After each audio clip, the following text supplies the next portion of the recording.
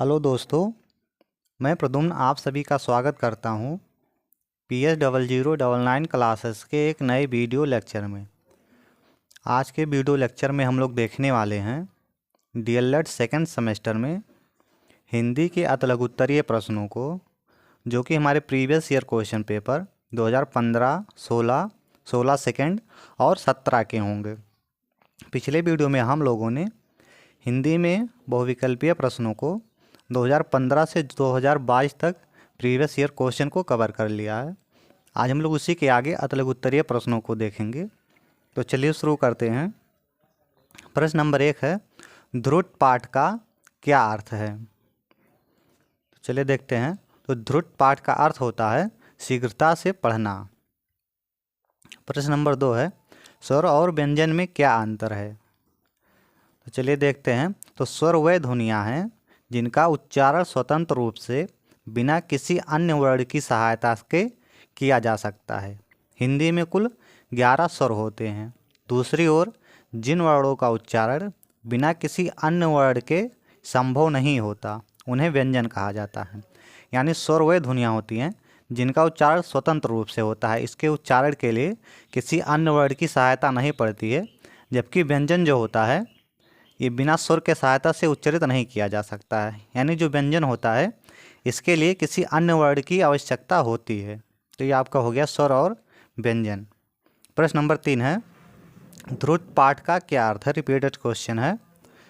तो चलिए देखते हैं। ध्रुत पाठ का अर्थ है कम समय में अधिक से अधिक वाचन या पाठ करना, अर्थात पढ़ना। यानी कम से कम समय में अधिक चीज़ों को पढ़ना ही ध्रुत पाठ का अर्थ होता है। प्रश्न नंबर 4 है, अक्षर का अर्थ लिखिए।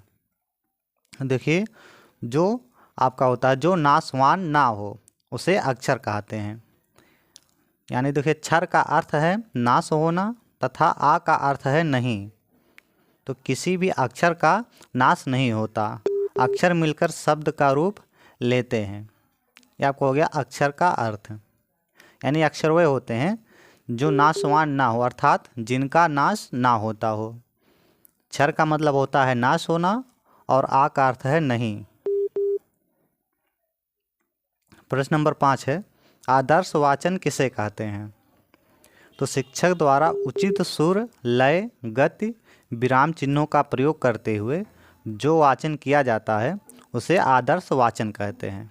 यानी कोई भी शिक्षक होगा उसके द्वारा जो भाषा की सुंदरता को बढ़ाने के लिए जो सुर, लय, गति, विराम चिन्ह, उचित आरोह अवरोह ये सभी जो होते हैं इसको ध्यान में रखते हुए जो वाचन किया जाता है उसे ही आदर्श वाचन कहा जाता है। नेक्स्ट है प्रश्न नंबर 6, अनुरक्त एवं निस्सीम शब्द का विलोम लिखिए। चलिए देखते हैं।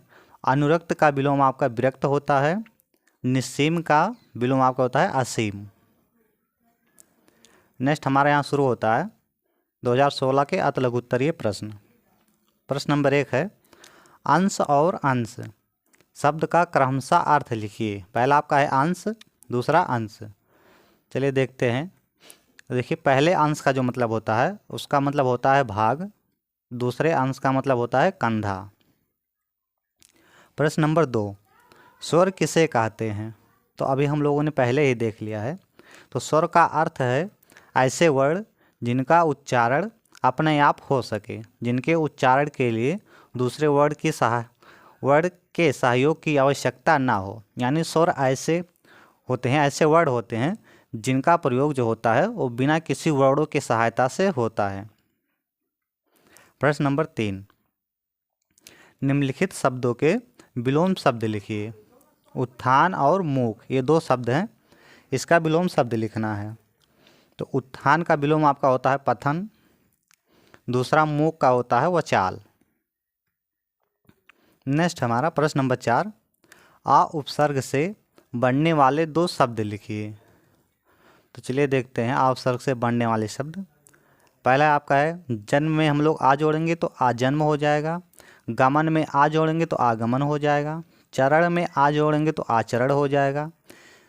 ये सभी आपके हैं आ उपसर्ग से बनने वाले शब्द। प्रश्न नंबर 5 है, जिस शब्द का प्रयोग संज्ञा के स्थान पर होता है उसे क्या कहते हैं? तो देखिए, कुछ शब्द संज्ञा के स्थान पर बोले जाते हैं, उन्हें सर्वनाम कहा जाता है। जैसे हम, आप, मैं, तुम, वह, वे, उन्होंने, उसने, इसने, किसने, किसी, किसी को इत्यादि। यानी यहाँ जो क्वेश्चन नंबर 5 आपका दिया गया है, ये आपका है सर्वनाम का परिभाषा। जिस शब्द का प्रयोग संज्ञा के स्थान पर होता है उसको सर्वनाम कहते हैं। प्रश्न नंबर 6 है, विस्मयादि बोधक चिन्ह का प्रयोग कब करते हैं? तो देखिए, विस्मय, पीड़ा, अत्यधिक हर्ष, घृणा इत्यादि का बोध करने के लिए विस्मयादि बोधक चिन्ह का प्रयोग किया जाता है। यानी जब आपको किसी विस्मय यानी आश्चर्य को या पीड़ा को, अत्यधिक हर्ष को, सुखी को या घृणा को जब प्रकट करना होता है तो आप विस्मयादि बोधक चिन्ह का प्रयोग करते हैं। नेक्स्ट हमारे यहाँ से शुरू होता है 2016 सेकंड। 2016 सेकंड यहाँ लिखा गया है, 16 में दोबारा पेपर हुआ था, तो ये उसका है। प्रश्न नंबर 1 है, प्रति उपसर्ग से बनने वाले दो शब्द लिखिए। तो प्रति उपसर्ग से बनने वाले दो शब्द, पहला आपका है प्रतिकूल, दूसरा आपका है प्रतिछाया।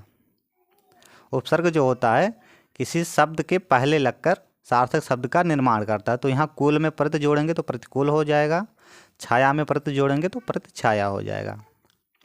प्रश्न नंबर 2 है, कारक शब्द में कौन सा प्रत्यय लगा हुआ है? तो देखिए, जो कारक शब्द है इसमें अगर प्रत्यय की बात करेंगे तो इसमें अक प्रत्यय लगा हुआ है। प्रश्न नंबर 3 है, ईशा ने पत्र पढ़ा, वाक्य में कौन सा लकार प्रयुक्त है? तो देखिए, इसमें जो लकार है वो आपका है लंग लकार, जिसको हम लोग बोलते हैं भूतकाल। प्रश्न नंबर 4 है, बालक तेज दौड़ता है, वाक्य में किस क्रिया विशेषण का प्रयोग हुआ है? तो इसमें देखिए क्रिया विशेषण का प्रयोग हुआ है। बालक तेज दौड़ता है, तेज जो इसमें है ये क्रिया विशेषण है आपका। प्रश्न नंबर 5 है, वर्णन शब्द के दो पर्यायवाची शब्द लिखिए। वर्णन शब्द के दो पर्यायवाची, पहला आपका कथन, दूसरा आख्यान, और भी कई सारे हैं। जिक्र करना, चर्चा करना, वर्णन करना, बयान करना और कहना, ये सभी आपके होते हैं वर्णन शब्द के पर्यायवाची। प्रश्न नंबर 6, सर्वनाम के दो उदाहरण लिखिए। तो चलिए देखते हैं। सर्वनाम, कुछ शब्द संज्ञा के स्थान पर बोले जाते हैं, उन्हें सर्वनाम कहते हैं। जैसे हम, आप, मैं, तुम, वह, वे, उन्होंने, उसने, इसने, किसने, किसी को इत्यादि। ये हो गया सर्वनाम और इसके उदाहरण। नेक्स्ट अब हमारे यहाँ शुरू होता है 2015 के अतः लघुत्तरीय प्रश्न। प्रश्न नंबर 1 है, प्रा उपसर्ग से बनने वाले दो शब्द लिखिए। प्रा उपसर्ग से बनने वाले शब्द देखिए, यहाँ 4 में आपका प्रा जोड़ा गया तो प्रचार हो गया, सार में प्रा जोड़ा गया तो प्रसार हो गया, कार में प्रा जोड़ा गया तो प्रकार हो गया।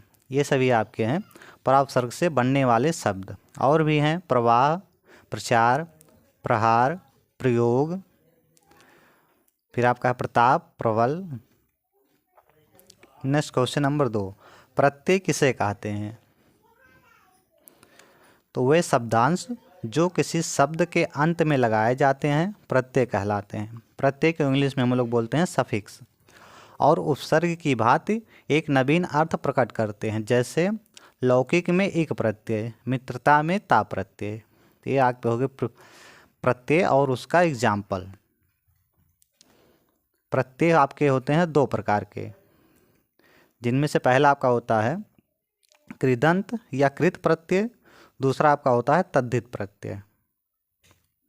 प्रश्न नंबर 3, अनुकरण वाचन किसे कहते हैं?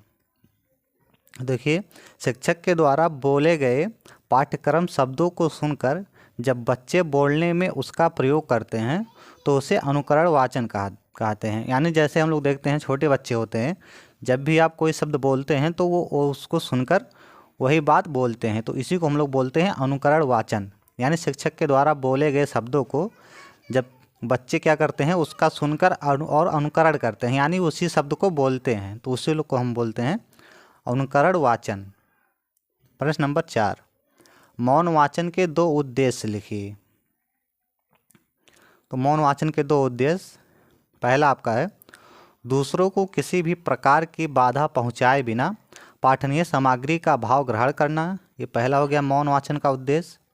दूसरा आपका होता है अवकाश के क्षणों का उपयोग करना। प्रश्न नंबर 5, पुरुषवाचक सर्वनाम के प्रकारों के नाम लिखिए।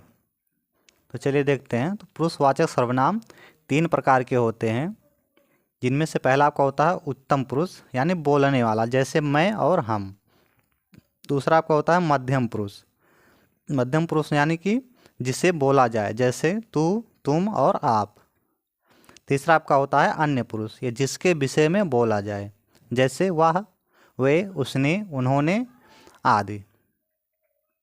अब नेक्स्ट वीडियो में हम लोग देखेंगे 2018, 19, 20 और 22 के अतलग उत्तरीय प्रश्नों को। तो आज की वीडियो हमारी यहीं समाप्त होती है।